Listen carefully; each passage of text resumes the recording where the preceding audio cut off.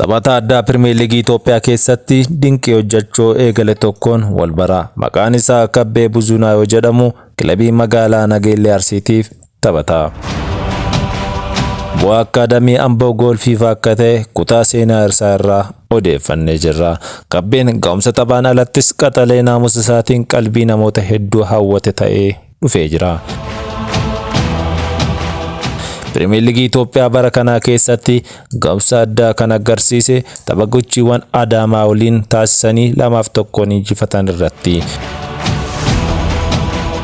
Akkaataan inni kubbaatti to'achuudhaan taphattoota muuxannoo waggaa dheeraa liigichaan qaban caalaa ga'umsa addaa agarsiisee garee biyyoolessaaf yeroo adda addaatti taphataa fuulduraa dhabuun rakkataa jiraniif boqonnaa haarawaa qabatee dhufa jedhamee abdatama. Qaxaleen kun haalli inni itti kubbaa qabatee gara fuulduratti saffisaan deemu sarara ittisaa garee faallaaf yaaddoo ta'aa dhufeera. Kubbaa mijeessee kennu irrattis immoo gita hin qabu. Tapha yeroo darbii kilabni isaa Nageellee Arsii Adaamaa waliin taasisan irratti yaaliiwwan hedduu taasiseera. Dhiibbaa hedduus uumeera.